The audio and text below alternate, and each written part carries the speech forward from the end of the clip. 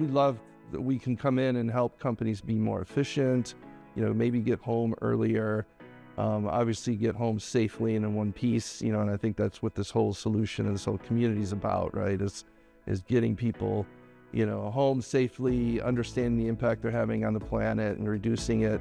We're all in that kind of that game together, right? And I think that speaks a lot to the community. So there's a few things driving AI, and one of those things, obviously, ESG, sustainability, was asking questions of companies that they hadn't been asked before. They've had sustainability reports, but those were mostly voluntary, and they could roll up some data and estimates and put them in that report and put it out, and they've got their sustainability report. But now when you're asking about data that it impacts the company fiscally, it impacts from an investment standpoint, you now have to get serious about those numbers. And that means you have to have an ability to roll up data from all of your locations and all your facilities. So how does AI come into that? Well, you got a lot of data out there, a lot of different disparate databases. Maybe you've created a data warehouse, maybe you've created data lakes, but you need that insight and that quick, that fast ability to roll up information and data so that you have those answers, sometimes on a weekly or monthly basis, that you have to now report. So AI can help you mine that data, look for maybe correlations that you didn't see before, summarize those company-wide numbers, and then you can review those. You got to have those guardrails. You hear the term guardrails quite a bit now with AI. So you got to build those guardrails, the reviews, make sure that you're pulling together the accurate data. But I'm pretty excited about that and what it brings to the table, and what it brings to the EHS professional. So as you know, budgets in EHS tend to be a little less than the budgets that are in operations or in production. So how do we get another zero or so added on to those budgets? And that's what I love about sustainability and this drive to really elevate to the C-level, the C-suite, some of these issues and representations now that you have to present yourself in these sustainability and ESG reports. It's got to be defendable. It's got to be auditable. So that's helping all of us. I think it's giving us more challenges, but it's elevating the game, right? So that our EHS folks can have more resources to do what they need to do. I mean, this is all a big ecosystem, right? Companies have multiple swim lanes and business units, and they built maybe silos.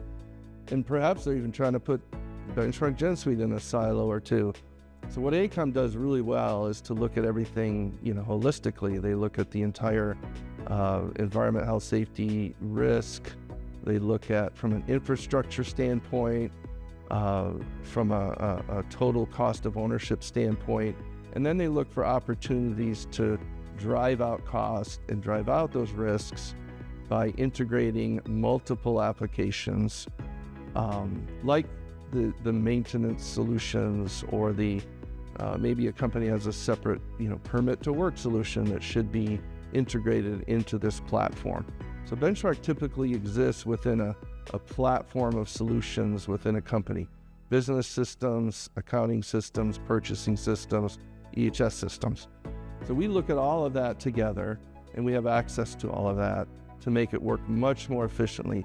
That brings much more value to the Benchmark community and to the EHS organization, to have someone that understands that and that interoperability and how that fits into the fabric of enterprise applications. Yeah, but clearly the AI aspect is very interesting to see where that's leading. I don't think we really appreciate or understand where it's actually leading in EHS. We're still combining some of our traditional approaches with and then adding some AI, make our responses better, help prompt us to fill out forms, easier and more efficiently and completely. And then maybe bring some insight into the data that's already there, right? Bring us into better dashboards and better insight that's more timely. But beyond that, I think there's a lot more to explore. I'm pretty excited about that.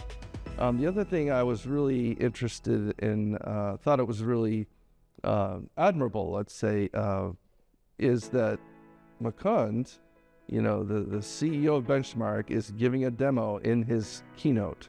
And I do not see that anywhere else. And I thought it was great. I see that as a very positive thing because, people are there to see what's coming in this technology and what's coming in the world of AI, and to just hit it right off and say, you know what, I'm the CEO, I'm passionate about this.